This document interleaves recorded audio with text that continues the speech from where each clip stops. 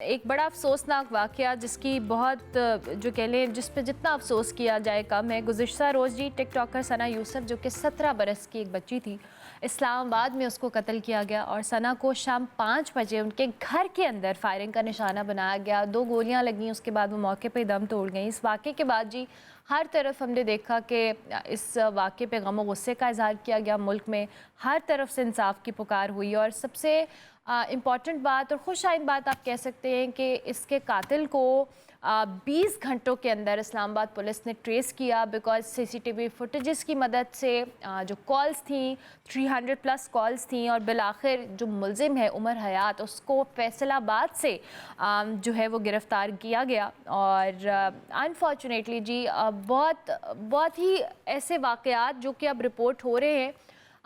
ये कोई एक वाक़या नहीं है अपनी नौइयत का, इससे पहले भी हमने माजी में देखा है। लेकिन एक 17 साल की बच्ची को जिस तरह से इनकार करने के ऊपर, दोस्ती से इनकार करने के ऊपर कत्ल किया गया, ये एक बहुत अनफॉर्चुनेट वाक़या। इस पे मज़ीद क्या तफ्तीश हो रही है, क्या डेवलपमेंट है, हमारे साथ इस वक्त DIG इस्लामाबाद पुलिस मोहम्मद जवाद तारिक साहब मौजूद हैं। उनको खुश आमदीद कहेंगे। Thank you very much sir, बहुत शुक्रिया आपके टाइम का।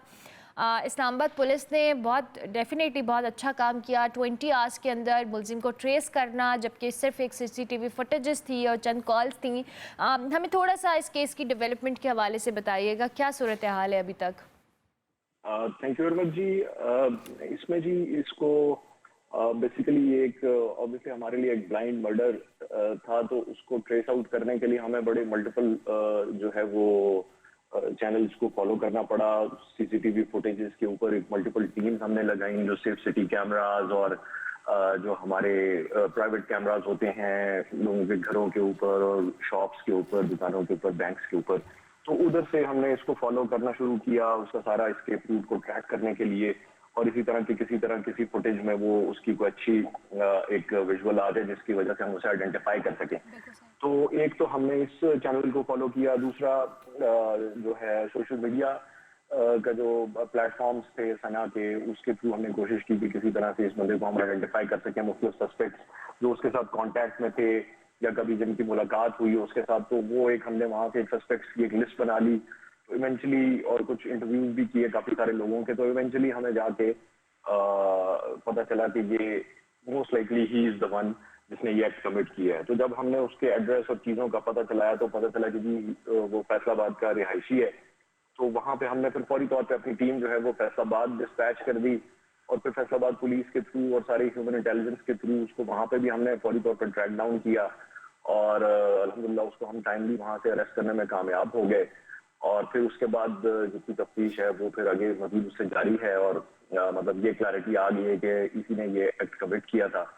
तो इस तरह से ये तकरीबन 20 आवर्स के अंदर जो है वो हमने ये केस इस लेवल तक सॉल्व कर लिया है जी। अच्छा डेज साहब, कल जवाहिद साहब भी प्रेस टॉक कर रहे थे और उन्होंने भी डिटेल्स बताई।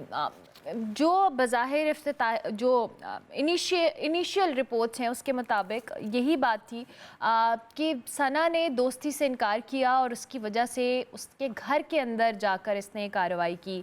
फैमिली मेम्बर्स, इसकी साइकोलॉजिकल हेल्थ, ये सारे फैक्टर्स आप अभी इस तफ्तीश के अंदर एनालाइज कर रहे हैं? जी बिल्कुल, ये चीजें सारी देखी जाएंगी। अपेरेंटली तो जी ही इज मेंटली तो ही इज फाइन। बातचीत करने में और सारी उसकी डिसीजन मेकिंग और चीजें जो हैं उसके मुताबिक ही इज फाइन। और ये बड़े प्री प्लान तरीके से उसने ये जो है ना ये कोल्ड ब्लडेड मर्डर जो है अटेम्प्ट किया, कमिट किया है।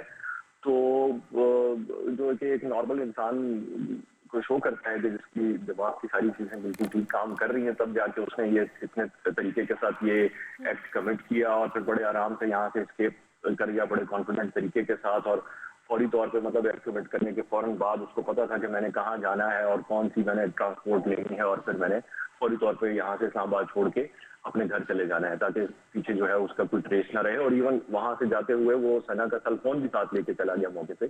तो ही वाज मतलब वो अपने इतने सेंसेस में और उसकी डिसीजन मेकिंग इतनी काम कर रही थी।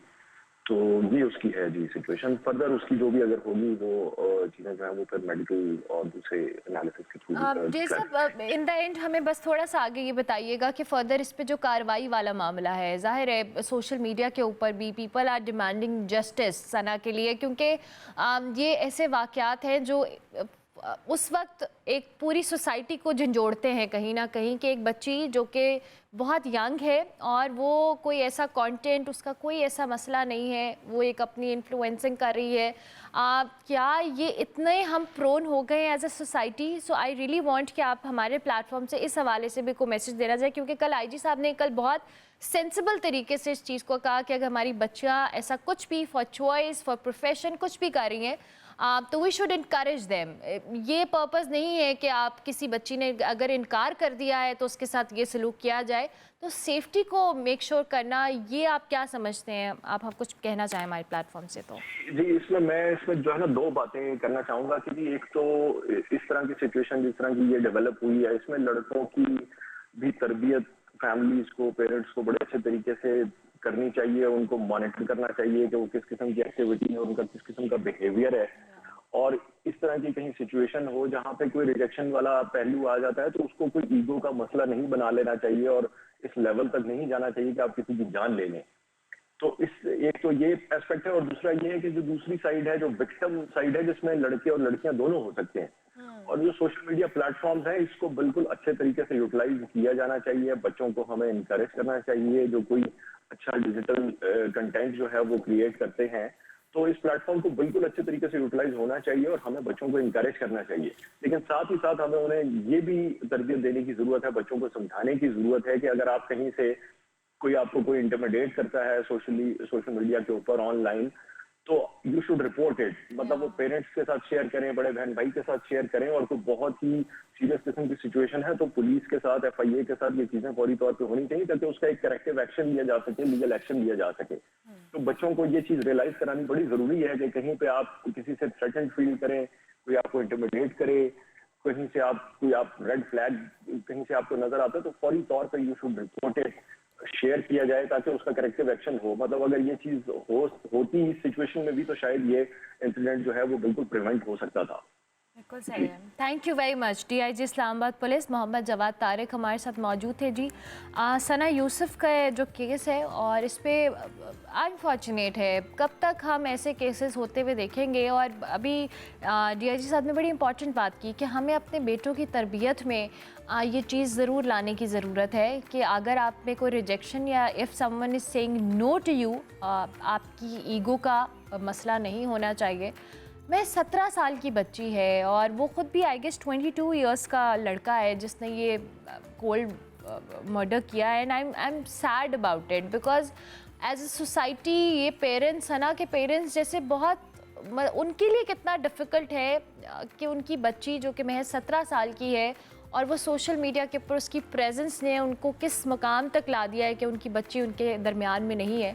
Very unfortunate. और हमें जब तक ये इस एग्ज़ाम्पल किसी भी केस में, ये सिर्फ सना का केस नहीं है, हम एग्ज़ाम्पल सेट नहीं करेंगे तब तक ऐसी पता नहीं कितनी सना हम देखते रहेंगे और ऐसे वाक़यात होते रहेंगे। We need to set an example, justice should be served और इसको कैफरे किरदार तक पहुंचना चाहिए और चाहे इसके लिए हर मुमकिन कोशिश करनी चाहिए फोर्सेस को भी, अदालतों को भी, बिकॉज अब सबकी नज़रें अदालतों पे हैं कि सना को किस तरह से इंसाफ मिलेगा। इवन उनके फादर भी इंसाफ की अपील कर रहे थे और दुआ ही कर सकते हैं अल्लाह ताला सना के अहले खाना को सब्र दे और अपने बच्चों की तरबियत में, अपने बेटों की तरबियत में प्लीज़ इस बात को मेक श्योर करें।